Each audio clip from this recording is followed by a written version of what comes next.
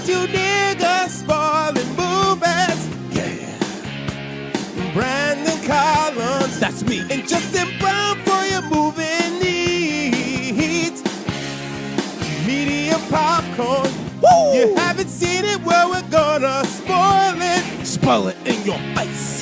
That's your warning. So if you get pissed, it's all your fault.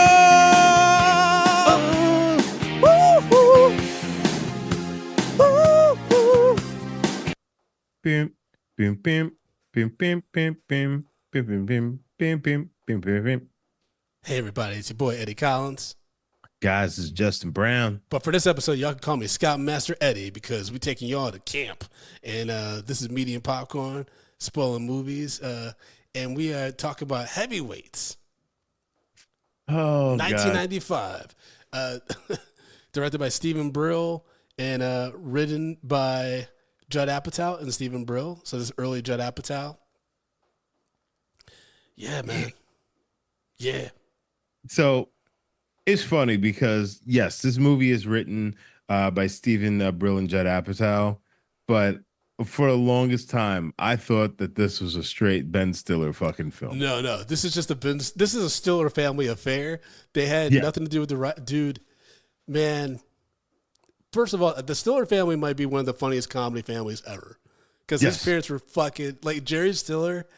It's so fucking crazy. R.I.P., man. R.I.P. to both of them. But this movie made me think Ben Stiller might be, and for me, I think he's top 5 comedy actors. Yeah. Between this, Zoolander, Dodgeball, Something About America, like he's been a fucking hitter, man. Even small little cameos, like he had a Happy Gilmore when he's at the assisted living thing. But Tony Perkins, we'll get to the overall plot. I mean, I feel like a lot of our audience has seen this movie. This came out in 1995. It's a classic Disney movie. I don't know how much of a box office hit it was. We'll go through the box office, 17.6 million, which is fine. I mean, I think we didn't get a sequel for a bunch of various reasons. One, because, you can't really, especially in this day, I think this movie, I remember this movie being controversial for a moment. I don't know if it was in the news or anything, but I remember my mom was hesitant to take me to this. My nana was hesitant to take me to it as well. I think they were, because I was a chubby kid and stuff like that, but I think it was just kind of like they saw it as mean. You know what I mean? Because it's about these overweight kids going to a fat camp. And, in the 90s, they were, you saw it up front in this movie. They were calling them Fat Boy and Fatso and all kinds of shit. But it's the 90s, baby. This is the really the weird thing about this film. Because, like, if you really watch, if you're really paying attention, you realize, like, yes, they went to fat camp, but the fat camp was not a traditional fat camp. No. It was basically like, it was really a safe space for bigger kids to go and have fun and not worry about being picked on by assholes. And that's what I loved about it too, because when you actually watch it for what it is, this isn't Camp Nowhere where fucking kids are just able to, it becomes Camp Nowhere at some point, almost like a Lord of the Flies situation. But it really is about a community and supportive, like not forcing everyone to like fucking starve themselves and all this shit. Yeah. And then, hold on. Yeah. And basically, Ben Stiller's character, the Tony Little, takes this place over. He buys it because basically Jerry Stiller's him and his wife, they're Harvey and Alice. Yeah, they go bankrupt. Yeah, they go bankrupt. It's like, never let anybody handle your books or something. Don't let anyone do your taxes. He's like, I wrote down, I'm like, I still remember this as a kid watching that scene. And like my nana and I don't know, for some reason we find the funniest things in people suffering. And when they're like, we got nothing. And the mom's like hitting his, because that's such a real reaction. Like, and they're breaking down in front of the kids.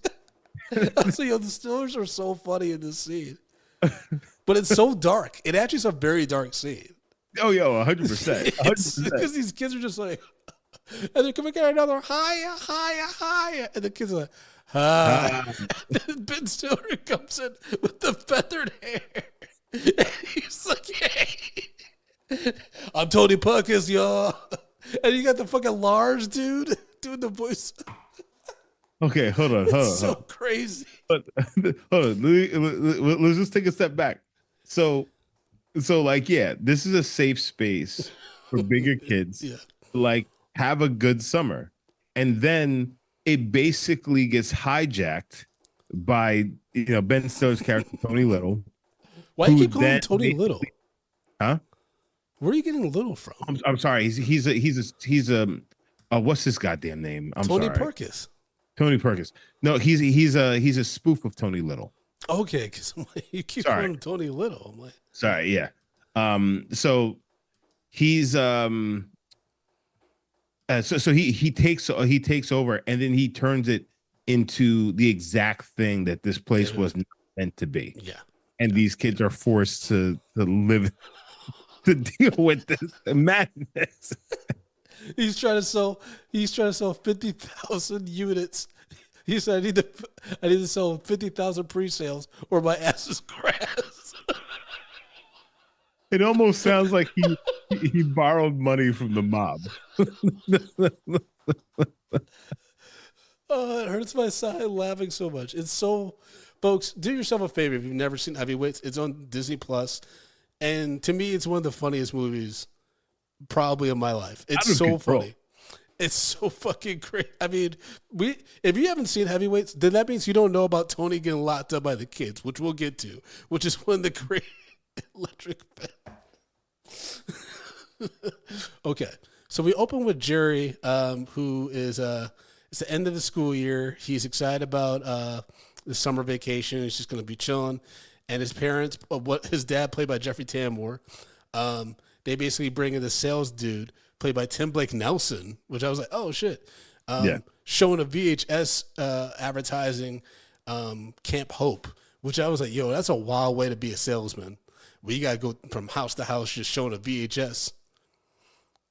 Basically, you got to go, like, how do they also kind of lock in on this, on these, fat kids? They'd be like, hey, where's the fat kids in this town? Yeah, like, how do you know where to sell? Directory for overweight people? Like, what's going on? Yeah. I mean, when that nigga found out about the internet, he was probably, oh no. Like, I'm going to be home for good, baby. It's just... Well, it's also just the fact is like, no, when he found out about the internet, I feel like this movie could get really dark in so many ways. Yeah. I mean, dude, just Jerry. Okay, so Jerry's a pudgy. He's an overweight kid. And even before he gets home to watch this crazy infomercial for Camp Hope, which he does come around to because it has go-karts and stuff like that. And he keeps an open mind about it. But like his walk home, he gets called fat boy after he misses the bus. Mm-hmm. And he has to walk home. It's so sad and so funny because a baseball comes over a fence. He can't even throw it back over. These girls are selling lemonade and he drinks the whole thing. It's like 10 cents for a glass. He gives him $3 and just chugs it. I was like, oh boy. It's funny because like when he, first of all, if you selling lemonade for 10 cents, yeah, you in trouble. You better hope you have a lot of change. Economics. But then again, how much were lemons in 1995? I always thought little kids selling lemonade was creepy as fuck. I was like, 'cause first of all, I'm really rolling the dice and hoping that you're making good lemonade. First of all. Second, where are your parents? Because a lot of the kids that would sell lemonade in my neighborhood, there weren't no parents around. I was like, you lucky a nigga didn't just grab that jug and run away. No, well, you lucky a nigga didn't just walk up and grab them kids and run away. Well, this is in 1982. That's when it started, bro. I know, but I said this isn't 1982, Like okay. We're a little bit ahead in this point. I thought you said this was 1982. Yeah. Like, hey, well, you ain't even born yet. Yeah, that was weird. Okay, I did interpret. Did you interpret this from the sales dude, played by Tim Blake Nelson, that he's kind of dead inside? Or is that just my weird interpretation? I think that's your weird interpretation because like he seemed like is like, hey, I'm gonna sell you this fat camp to your parents. It's like, but kid, you're really gonna have a good time. Yeah. Because like the way you was looking at him, he was kind of like, you're gonna love this. Okay. They call it the I forgot what The that blob. fucking the blob. Yeah. They call it the blob. You know, you can get 15 feet with that thing. Like, cool. Yeah, I wrote down the actor that played Jerry, Aaron Schwartz. He looked both young and old. It was insane. Yes. Yeah. Like that kid. I think it was the hair. The hair made him look like Bobby from Bobby Meets World or whatever the fuck that show was called. Bobby's World. Bobby's World. Bobby meets Fucking, there's too many shows, man. I watched a lot of shows growing up. Bobby from Bobby Meets World. Hold on. Yeah. So so in college, oh my God. Trying to think my sophomore year, I lived like off-campus housing. And so there was a screw up, and we ended up getting this guy that was living with us.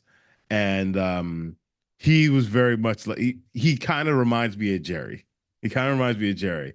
Okay. Short, kind of kind of pudgy, but he looked like he was 40 years old. And we called him Crack Baby. Like that was his nickname. Now, mind you, so he was actually suspended from school because he got caught doing coke. Okay. The previous semester. So this is his first time back. So me and my friend Scooter, we were already calling him Crack Baby because we got the 411 on it, but just between us.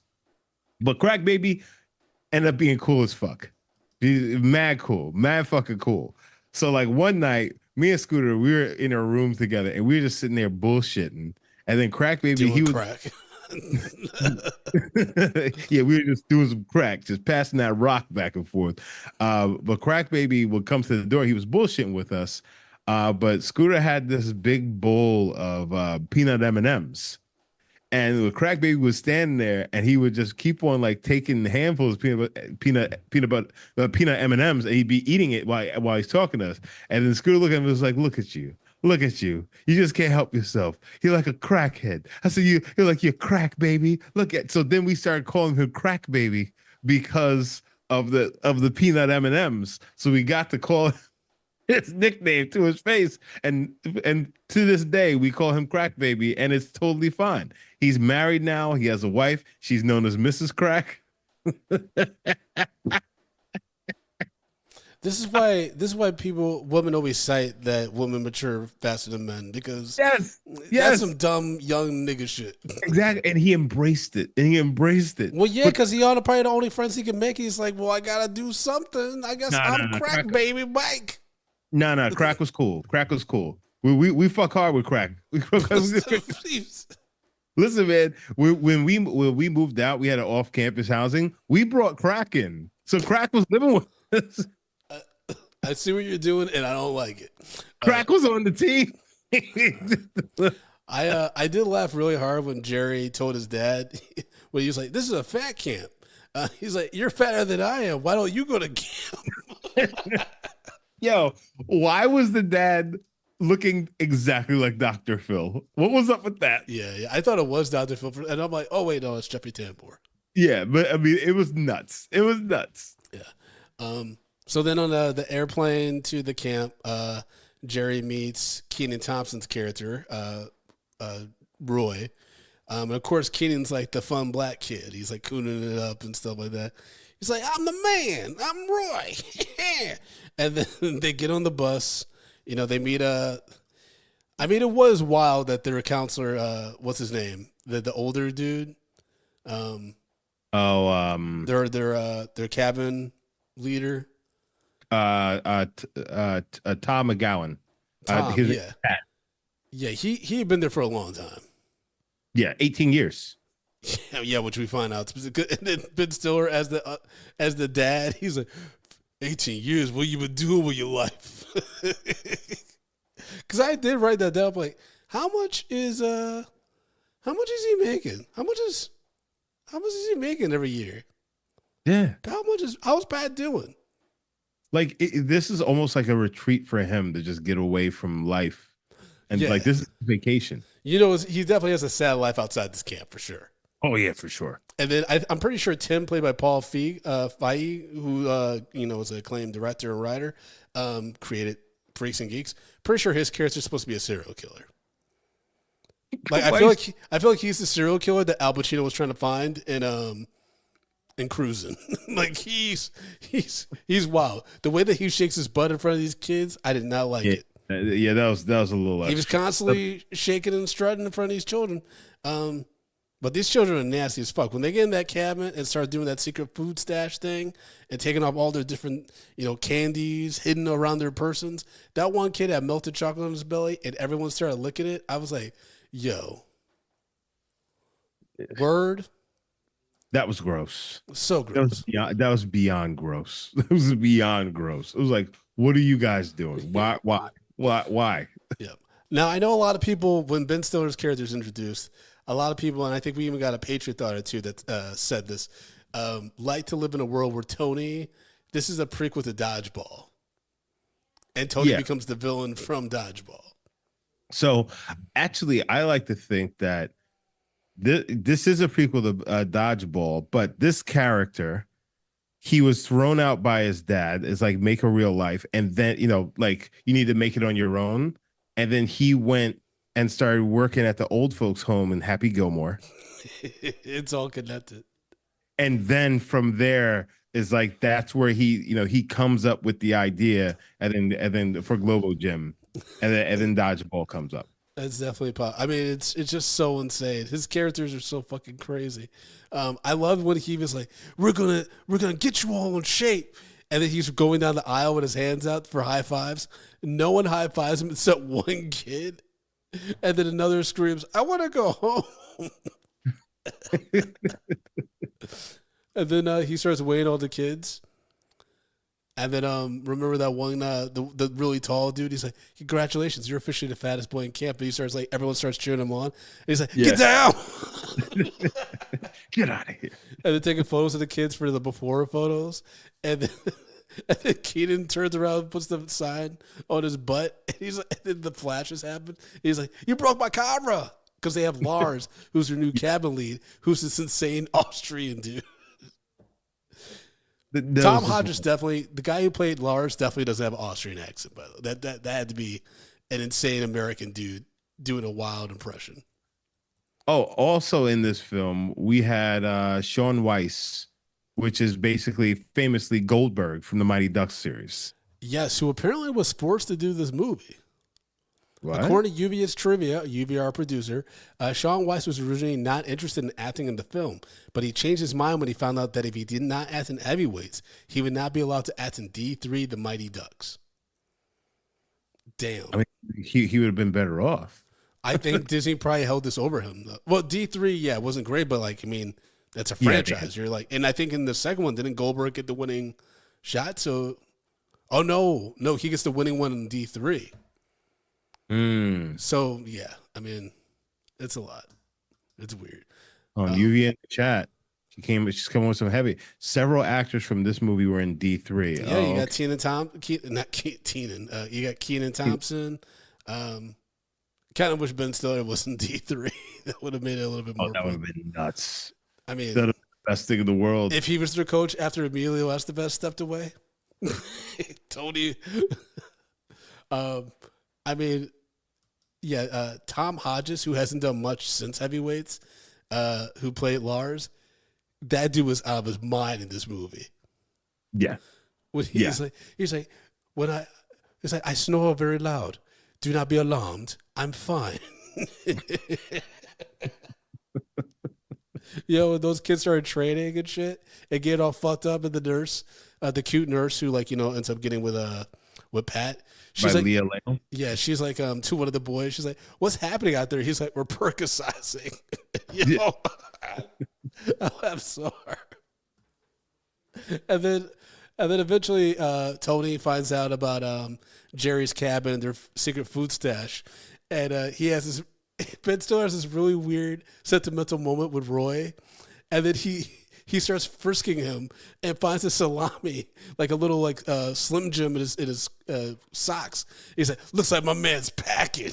Like little lines like that are just so fucking ridiculous. No. He pulled out It's some kind of candy or something. a pixie stick. Oh yeah, a Pez dispenser. yeah, but he's just like, looks like my man's packing. And then Josh says that Seymour Butts thing. Yeah. And then they kick him out. He's gone. They hit the freeze frame on Josh. And I wrote down, this freeze frame kills me every time, because then it's like the dude in the cafeteria, who I'm pretty sure is Peter Berg, the director. He's like, hey, did you hear about your friend Josh? Yeah, he did. What? And then a game of telephone starts happening, and it ends with one kid saying, now he's living in a park in New York with a man who has no legs. What? Yo, this movie was so out of control. Oh, it was so, but in all the right ways. All the right ways. I mean, even the girls, when those girls at that terrible dance, they're having their dialogue, they're talking about like eating disorders and shit like that. I was like, whoa. Yeah. They're like, why don't you teach them how to throw up, Jenny? And I'm like, Jesus Christ. He's like, yeah, why don't they just lose weight? So it was just like. But then fucking Paul Feig's character, Tim, starts dancing because he's like, if we start dancing as the adults, then the kids will join in, and then we'll be saving the dance. I mean, which is true. Somebody has to start the dancing. That is like that's like adult parties. It's the same thing. Yeah. Somebody gets out there first, and then people are just like, oh, okay, I'll join in. So I gotta break the ice. Yeah. Plus, I was at my old parties. That was never an issue. People just started dancing. Oh, I mean, at your old parties? Yeah, the Halloween parties. Well, that's because I poured Devil Spring vodka. Well, yeah. At one point, you poisoned the whole party. You fucking made them start humping each other. I'm surprised that there were no kids born that night after that whole thing happened. Well, everyone was too fucked up because Devil Spring is fucking. Yeah, you weren't getting hard off of that. That shit make you sterile just like that, baby. Oh man, I laughed really hard when Ben Stiller crashes the dance, and he's like, "You're free to go, ladies. I'm sorry you had to endure this." Like, he just does such weird things with this kid. And they just let him rock. Because I feel like some directors would be like, this is a little bit too much. Let's pull it back. But no, you had to go full like crazy. Yeah. Like, it was just so stupid. And when they're like, it's like they're getting close to the end of the camp, and he starts weighing the kids, and they're all gaining weight because also there's one kid that hooks them up with food outside. So they start getting McDonald's from outside. Oh, yeah. And Josh comes back because his family threatens to sue Tony. Yeah. And so they like let him go back and stuff like that. And it's just like they all started gaining weight and shit. And then Ben Stiller's reaction's like, you gained 9 pounds. Have you been cheating? He's like, no, well, muscle weighs more than fat. Muscle weighs more than fat. Cut the camera. Keep like Jerry. And he starts talking to himself. How you feeling, Tony? Bad. So fucking crazy. And scary too. Was this before Ben Stiller really popped off? I believe this was like the beginning. This is around the Ben Stiller show. This is like everything's kind of picking up. Okay. Yeah. Because like he is so nuts. Like, he is beyond nuts. But you know what? I actually appreciate it because I think him going this insane in comedy is what makes a Tom Cruise and a Robert Downey Jr. comfortable enough to go that crazy themselves. True. Because I actually remember, like, it was the first time. Ben Stiller's the reason why I know that Tom Cruise, one, has a good sense of humor, and two, can make fun of himself. Because he used to do those MTV, he used to host the MTV movie awards, or whatever. Yeah. And he did that segment with Tom Cruise for Mission Impossible 2. That's still one of the funniest sketches I've ever seen, just because, one, they actually do look alike, especially back then. And then when because he's Tom Cruise's stunt double, and he's trying to pitch John Woo like a action sequence, and John Woo's just like, "Please go away." I'm just saying, man. I'm just saying. You just stop midway in the air, and you say, "This mission just got a lot more impossibler." You know, I'm just sitting here, so I'm looking at Ben Stiller's filmography. He's been a part of fucking like Heavyweights, Happy Gilmore, The Cable Guy. He actually he was a director of that, which I didn't even know. Yeah. Obviously, Something About Mary. Let's see, Mystery Men was nuts. That's a funny movie, man. Yeah, that still has one of my favorite lines with Eddie Izzard's like, "Disco is life," because they're the disco boys. Oh, so stupid. Wait, hold on. Wait, hold on. Wait. Oh no. I didn't know he was in Black and White, but Mike Tyson and Robert Downey. Remember he's the cop.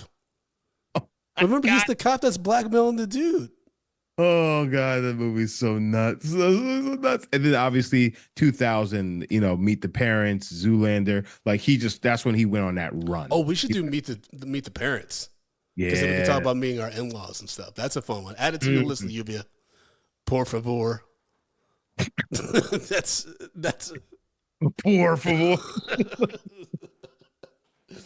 I did write down that it's a very sad adult boy scene with Jerry and Pat on that dock after Pat gets read by Tony. Yeah. I was like, oh, this is because Pat's basically Jerry, but older. Yeah. This is kind of sad. It's supposed to be sweet, but it's kind of sad. Well, and it's also like what they did to Pat. They basically made him a fucking janitor. Yeah. Which I was like, does that affect his pay? Because he's already not getting paid well, probably. Yeah. He's like, he should have just left. That's probably what they were hoping, because Tony's like, I need to cut these expenses, man.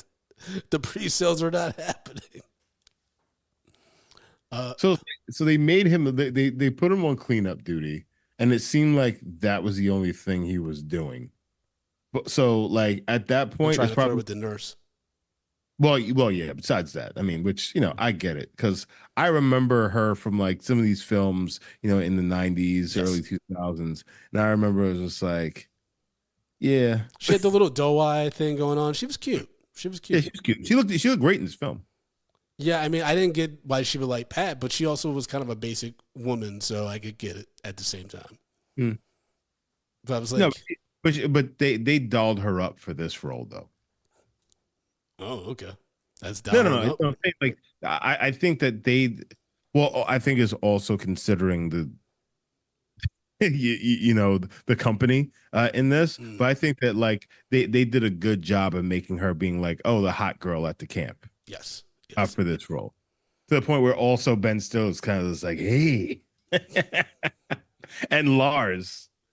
Oh yeah, he's like, oh yeah, when he pushes the kids in the water, and then she's like, aren't you supposed to be watching the kids? He's like, I have them on the body system, and she's like, what? He's like, body. But he whistles, body. He's like, I have a pinch of my sciatic nerve. Do you think you can? Think you can massage it? So insane. It was nuts.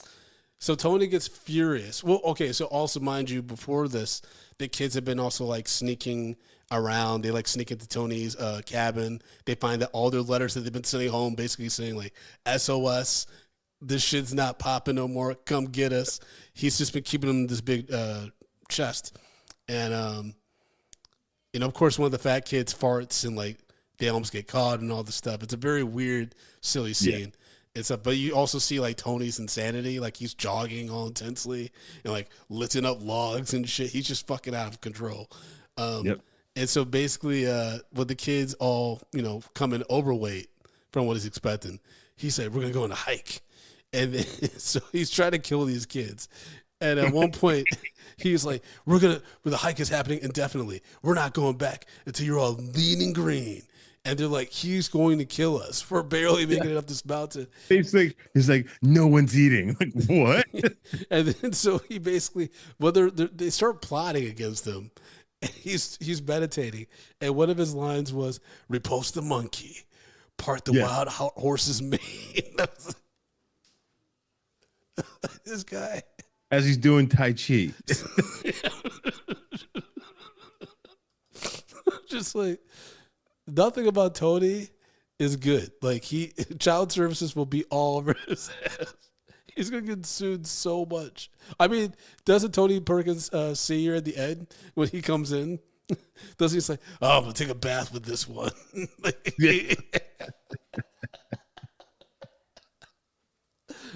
Ben Stiller is nuts. So He's fucking... I can't turn up laughing about it because even as a kid, I remember thinking this shit is so funny. Yeah, because he's out of control. I mean, yes. So basically, I mean, their plot is kind of weird. So they basically they set it up where Goldberg moons Tony, and then he chases after him, and they trap Tony in a hole at the bottom of the mountain, and then they imprison Tony back at the camp. Was it not Roy? Josh? No, not Josh. Pat. Pat tries to reason with Tony, and then Tony's like, "I'm gonna I'm gonna get you fired, blah blah blah." And so Pat's basically like, "All right, cool, like the coup is happening." And so for the night, they all just lose their fucking minds. They eat all the sugar. They tie up all the old counselors and shit. Lars, they put honey on his chest, which is very homoerotic. The way that they tell him that bears are gonna be out. Like, there's no bears out here, and then they hear Lars screaming, and there's a deer in front of. And then one little kid punches Lars in the dick, which is wild. Yep. He said, "Hello, little boy. Have you come to save me?" Oh. I was just like, what did he do to that kid that make him specifically hit him there? You're right. But what was so crazy is Tony's in this shed that they've wired wired an electric fence to keep him inside. And basically, they Goldberg and Kenan Thompson, they hold up a boombox with a recorded tape that they made of them basically talking shit to Tony. They're like, "Tony, you have a small wiener." Like, it's the craziest shit. A small, skinny wiener. I was like, Jesus. And he said, "Turn it off." And he grabs the fence. And I was like, this is a crime, right? Yeah, that's kidnapping. Like life in prison for kidnapping. I mean, they're kids; they probably wouldn't get life, but dude, that's serious time. I just laugh because it's committing so many crimes. They took over the camp. Yeah, but then the next morning, Pat riles them up and says, "We're gonna face the skinny camp across the river, and we're gonna kick their butt in a triathlon or whatever the fuck it is." So, all right. Which is insane. That's the thing that's weird about this film. It's like a part of me is as fun as the film is. Once Tony or Ben Stiller's character Tony is out of the way, it kind of then goes to like, oh yeah, now we're gonna face off against this camp. It becomes very formulaic, very Disney-esque. You kind of just like, we don't care. We just. I don't want to see you. I don't care about that camp. It's also like, yeah, you guys have a rivalry with them, but you don't, because they haven't been a part of this film for like the first, course of it. Yeah, the last time I see them was the baseball game, right? Yeah, and nobody, and it's like it's not even a big deal. Like, yeah, they kicked their ass, but even so, like it was one of the things. It's like, of course, it's like you guys are also not eating. Like, you're all starved, and so like it was just like like that aspect of it, I was kind of just like, we just need more of the Ben Stiller stuff. Yeah, I think they just wanted to be able to give us like, you know, like the camp, the sports scenes, like with especially with the little go-karts and stuff like that, you know, because they were talking about that at the beginning. Jerry gets to finally ride it and stuff. Even though I was like, what have we seen or have heard makes Jerry the one to race the go-kart for this race? I'm sure there's better racers. Well, yeah, but he also he started coming through as like a leader. Did he? Yeah. Okay, because I always thought Josh was the leader. It always felt like kind of like Jerry's reacting to a lot of stuff. He's not really, I don't know. He's like yes-anding stuff, you know what I mean? But he's not the one actually leading. True. Yes and no, because like there hit a point where he kind of was like, you know, like the guy. He was like one of the. He was like because like you know like even when they're on that hump. You know, throughout the woods with Tony, like he's making sure that these kids are good. He's like picking them up off the ground and yada yada yada. So it's just like he's starting to establish himself as somebody that like, oh, like you can go and like he'll take care of you. So I think that was like his terms. It's like, hey, we're gonna come together and we gotta watch out for each other. And then like he's also the dude that ran and got Pat.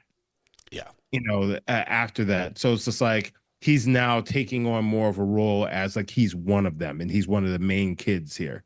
Okay, that makes sense. That makes sense when you put it like that for sure. Okay. But like I can see how that could have easily got lost though. Yeah, I mean that works. I mean, I have very few complaints honestly about this movie. Like there's some weird gross stuff, but that's like, you know, the kid juvenile humor. It is a kid's movie at the end of the day, even though it's really fucking wild. I mean, so before they even get to doing the race, they're like, hey, we gotta clean ourselves up, we gotta get ready for Parent Day and stuff like that. The parents show up. I love that Jeffrey Tambor, when they see Jerry, they're like, he didn't lose any weight. Like immediately, but you know, they're doing programming at the main cabin where they show a video because apparently Tony never paid his videographer, so they're able to pay him for the footage, and they basically put together this really intense video of like their life at this camp under Tony, and they even add like a scene where like the kids are eating a fake rat and shit like that because they're so starved, and just all Tony having breakdowns and all the kids just screaming at them, especially Josh and Tony did not get along. He's like, how do you like the food, man? Let me finish. I love the food. Shut up. And then, so basically, while this is happening, Tony gets out the cage because he convinces the London chubby boy that he has a Hershey chocolate. That kid should know better. It could be like, Tony, where did you get that fucking chocolate from? Yeah, where do you get it from? Yeah. And if there is any chocolate in it, it probably ain't chocolate. It's probably boo-boo. But then he drops, he's like, oh, Butterfingers. And then he grabs the kid and he's like, looks like London Bridge is falling down. You know, it's funny because he improvised that, right? Oh yeah, 100%. Because that's a Ben Stiller line. Yes. There's certain lines that are just Ben Stiller lines. Oh my God. And so Tony breaks into the main cabin and he's at the top of the rafters just clapping like, it's such a great video, but the villain was a bit over the top. And then he flips onto the ground. Then he lands, he's like, ow. I mean, that would hurt. That's pretty fucking high up. And then he starts breaking glasses and ranting about the parents being the main problem because they raised stupid fat kids. And he's stepping on the glass like, And he goes to confront Jerry because Jerry's like, you see, this is what we've been dealing with. And he's just like breaking glasses on his way, walking across glass towards Jerry. It's very violent, actually. He's a fucking psychopath. Then Jeffrey Tambor just punches him in the face. He's like, no, you're through here, buddy. But then Tony gets up and does his signature chop, which he also did to Goldberg's butt when he got mooned. He does this Yeah. chop thing. And he chops Jeffrey Tambor and then keeps back flipping until he slips on some water and crashes into a wall. You're Like, right. When he's not in the movie, when he's not in the movie, it immediately peters out. Yeah, it does. And it's just like, because again, nobody cares about the other camp. And like, I know they tried to build that, but even when all that was going on, the heat just wasn't there. Like, a part of me wanted to see, like, the way to make that work is somehow Tony Perkis breaks away from his father and he's trying to sabotage the fucking race or something like that. Like that, there had to be more Tony. I wish we had more Tony at that point. Yeah, I mean, he's a great villain. Yes, he's a great villain because he was willing to take out some kids if he could. He was just like, oh my god. No, I guess it is Dodgeball where he's like, Joni loves Chachi. It's like, Ben Stiller always says some shit. You're just like, what? But it's always funny. Okay, so according to Yuvia's trivia that she found, there was a scene where Tony takes a bow and arrow, can be seen to the upper left corner when he collides into the wall and aims for the kids and Jerry's dad, but Disney cut the scene. This scene is available in the deleted scenes on the Heavyweights Blu-ray version. That's nuts. I mean, Tony's a dangerous villain. That's the thing that I love about it. It's like, you try to kill those kids. He did not give a fuck. I mean, just the way that he dealt with a lot of the conflicts with the kids, just screaming at them and like just not giving a fuck about who they actually were and what they wanted out of the camp. And then on top of that, his beef with Josh, which starts from the very beginning. They have a very antagonistic relationship. And then he's like, oh, I didn't know I was messing with a man, Tony. And Tony's like, ha, ha, ha, ha. It's like, what did he say about the comedian shit? He's like, oh, it seems we have a comedian. And then, oh man, this is so stupid. Like, now I'm just thinking about him hit that bow and arrow. I think the way that could have been used effectively, if they showed a video, it's like, we haven't eaten all this time, and the kid's about to take a bite of like a hamburger or something like that, and then it's shot out of his hand with a bow and arrow, and then you look up and it's him. It's just like, I said no eating. Or so wild. Yeah. I mean, it's such a wild scene.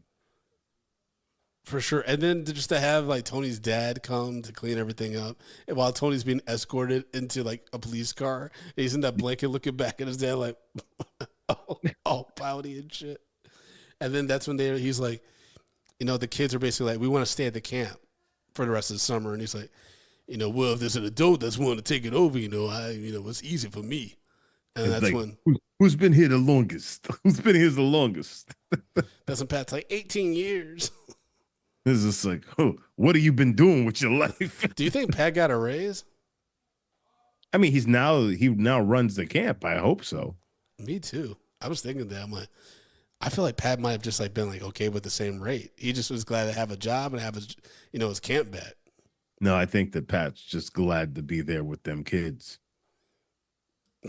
Okay. So we did get some Patriot thoughts. I mean, he does have a nice tender moment with just him and Jerry riding with the go-karts. Yeah, I didn't like it. Docks. I don't know, I didn't man. like it. Yeah, because it's either very much like a Pat is Jerry older, or there's supposed to be some type of bonding relationship with them that it just doesn't really fit.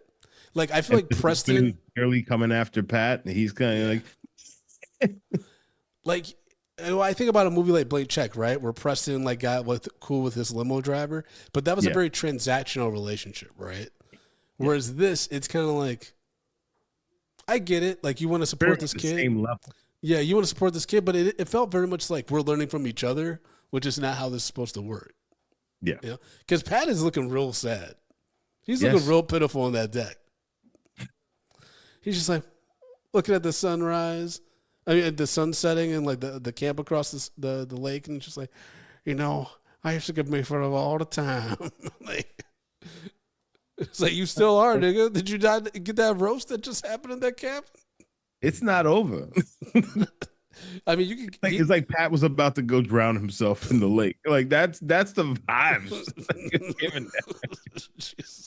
Did I ever tell you about this old job I had? Himself in the lake? No. I had a job where we were all working fully remote, right? And I forgot what had happened. Something really bad. Maybe it was layoffs or like just we were told like some really bad news as a company, right? And our boss was just not taking it well. And mind you, we're all like on Skype and stuff like that. And this dude, he had an office where like there's a big window next to like, the camera and like his computer desk. And it's just an open field. It's just beautiful grass and trees in the distance, right? And he was like, hey guys, we were in the middle of a team meeting. He's like, I'm just going to cut this meeting short. Let's just step away from the computers. Life is too short, and there's a lot of tough things that happen in life.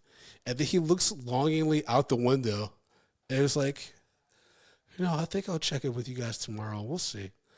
And then he just logged off. We were all like, whoa. Hey, somebody should call him. Yeah, that's what we did. Yeah.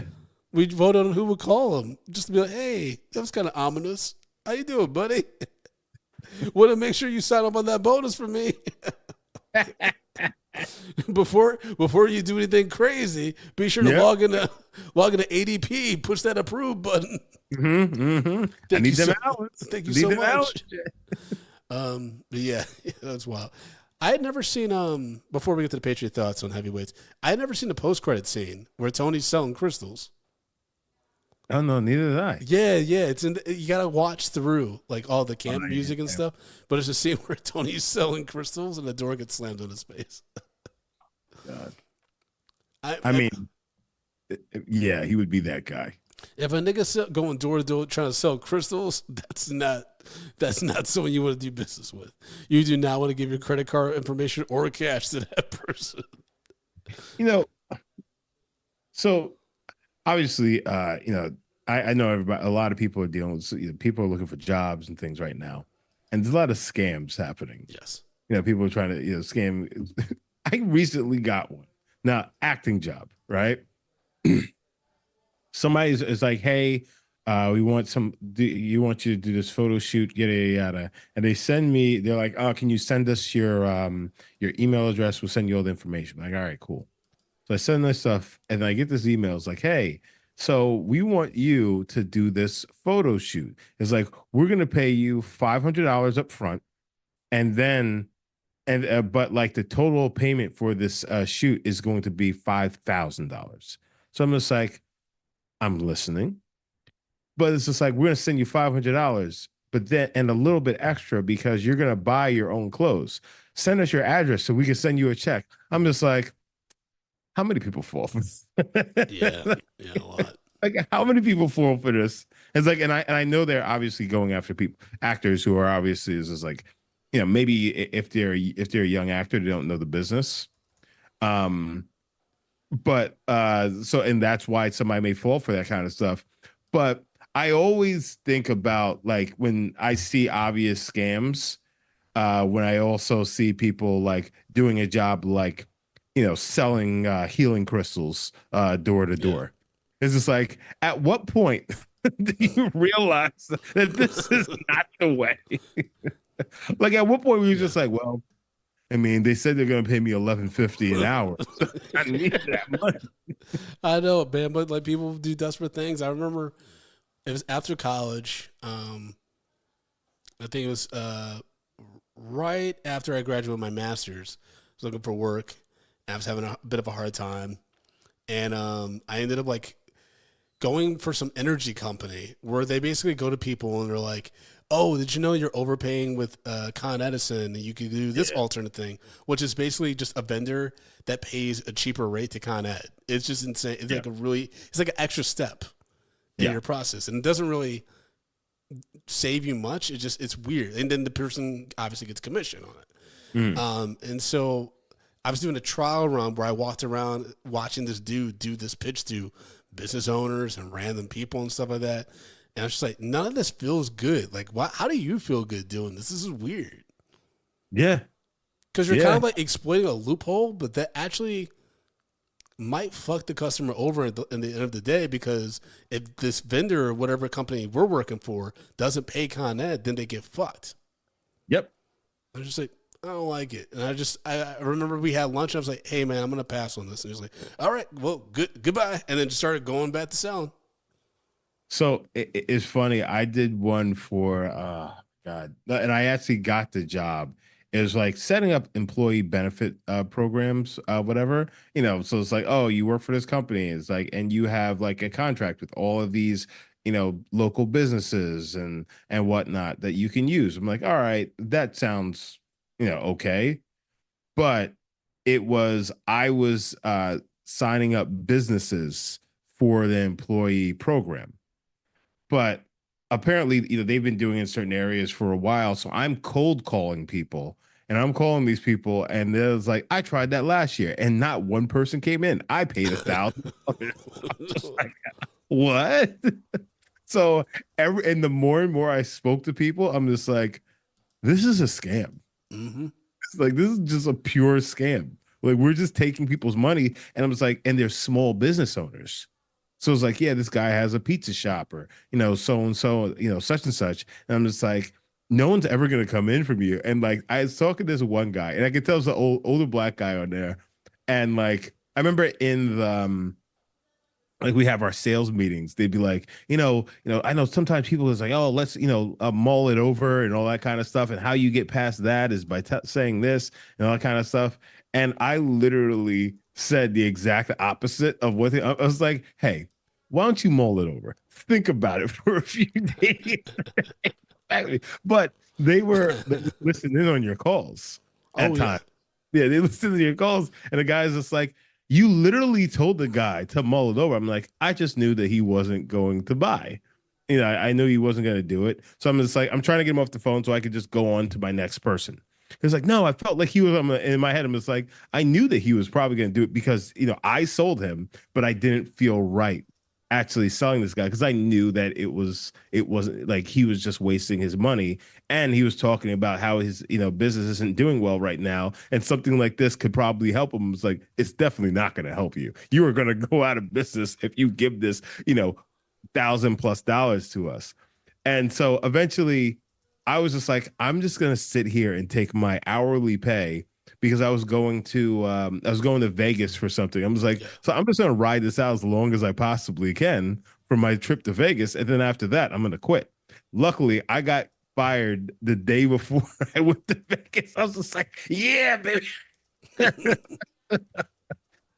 But it's crazy. It's crazy. But I can't imagine going door selling fucking healing crystals. I was wondering how we got here. I'm like, what are we talking about?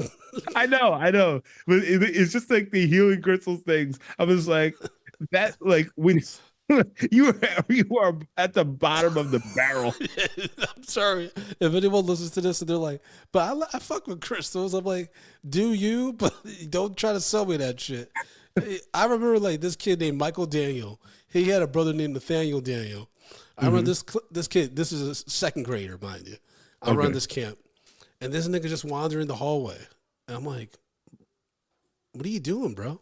You gotta go back to the classroom." He's like, "I just wanted to have some time with my crystals," and I'm thinking like, is this like a different name? Like, there's no way this kid's just walking around with crystals. And then he opens his hands and just hands full of weird ass crystals. Like, what the fuck? I'm like, where'd you get those, bro? He's like, I brought them from my mom's house. And I'm like, what is going on? Please put the crystals away. Okay. I know we've been going off the reservation. I got this one last one. So many crystal stories. So I was dealing with I worked with this girl, and she was fucking hot. Like she was like Miss Mexico or some shit like that. She was really hot.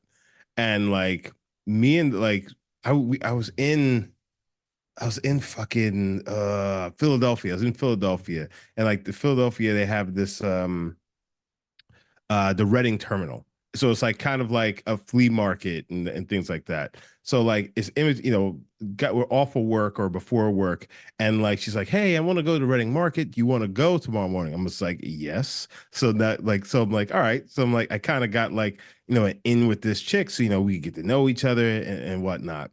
And then there was this other guy that was there who was also going. I'm like, okay, I didn't know that this is a trifecta. It was like, all right, whatever. So I'm there and we're going past one of these shops, and this person has all this whole table set up with all these fucking crystals and shit like that.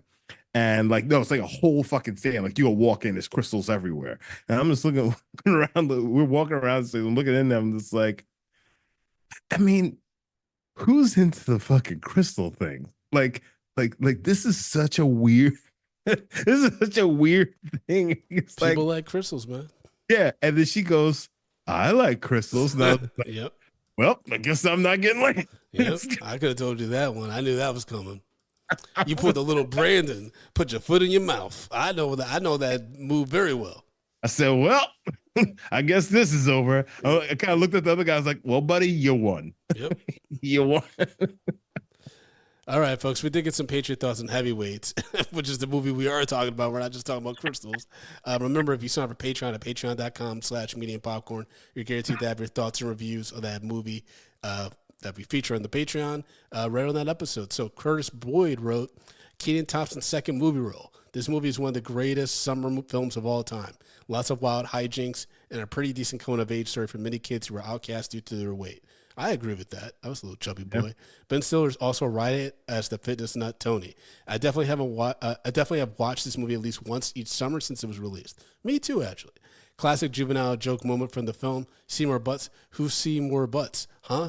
No one's seen more butts than you, Uncle Tony. Sid Tobias wrote classic movie.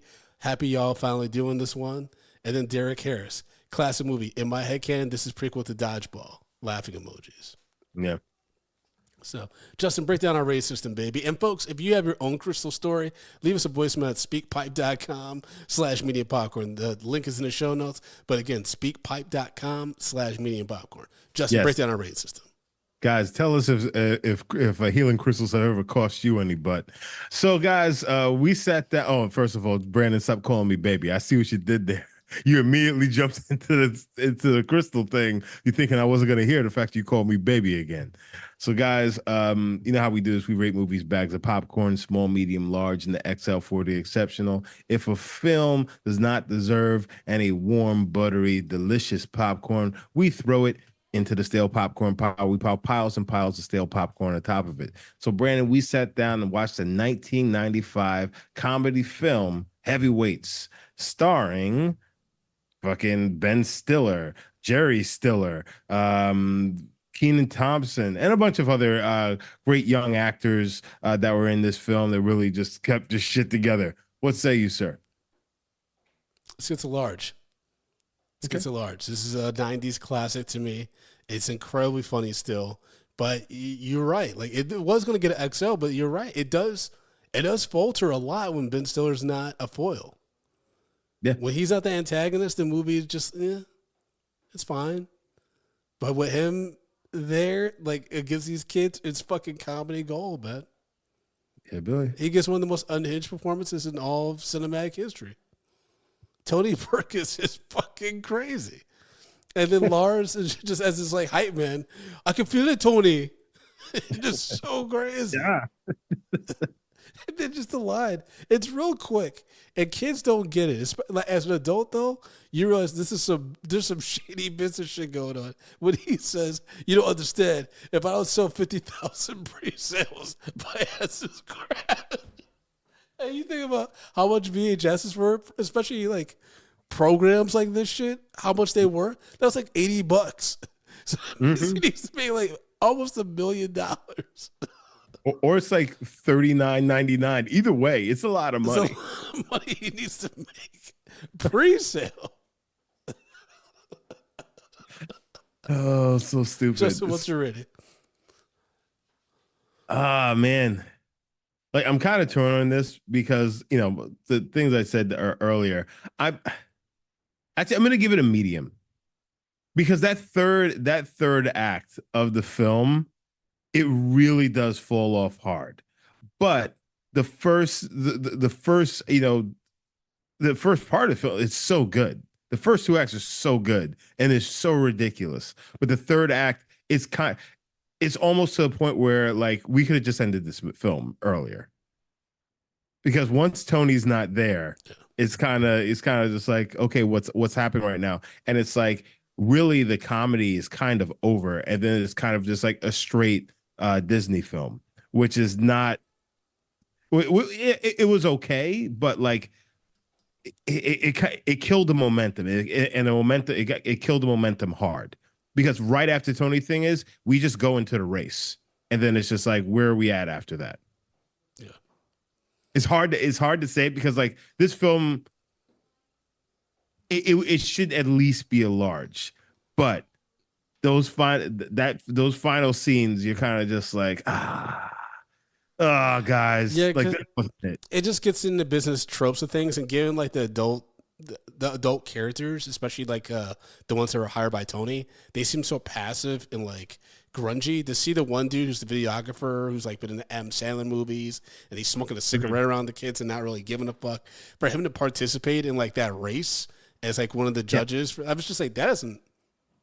Like, now we're just getting into corny, like everyone's gee golly happy like time. I'm like, no, if anything, this should have been like, dude, if they wanted to go real, like stay in the line of like the crazy Ben Stiller stakes, those campers should have been like the kids from fucking Race for Your Life, Charlie Brown. They should have been on some wild, like, we're going to kill these kids shit. Like to win this race, you know what I mean? Yeah. That would have made it real, anyways. They had this, the stakes had to been higher. Yeah. Real quick before we give our plugs, so Lluvia, one of the last points of trivia she found, originally the Seymour Butts joke was supposed to be a Peter Fitz joke. Josh was going to tell Tony that the Chipmunk Bunk snack core belongs to Peter Fitz. Then Tony asks, who's Peter Fitz?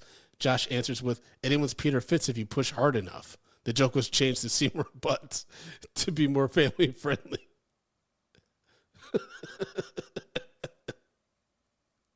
All right, so folks, you can follow me at Frodo_Blackins. I've never heard that one. You can follow me at Frodo_Blackins on Instagram and Threads. And Justin, how can people follow you? You can follow the show also on Medium P Podcast and all social media platforms. Be sure to leave us a voicemail again at speakpipe.com/Medium Popcorn if you have a Christmas story you'd like to share with us. And the link is in the show notes in case you need it. You have a hard time understanding my words. Justin, how can people follow you, baby? Stop calling me baby Brandon. But you guys can follow me at J Brown Did It on all social media platforms. And guys, patreon.com/medium popcorn. You know where it's at. $2, $5, $10, $15 packages. It's all right there. If you're not on it already, what are you doing? Come on. Yeah.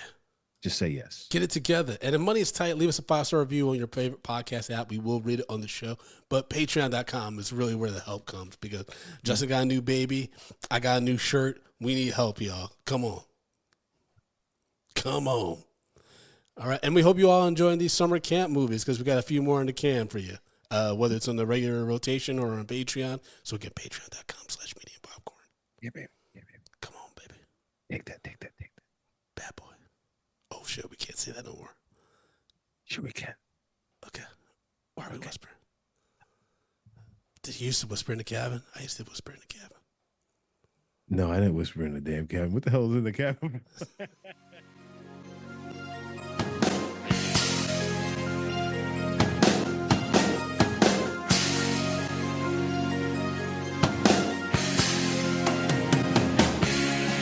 Medium popcorn. We are two niggas spoiling movies. Yeah. Brandon Collins, that's me. And Justin Brown for your movie needs. Medium popcorn. Woo! You haven't seen it, well, we're gonna spoil it. Spoil it in your face. That's your warning. So if you get pissed, it's all your fault.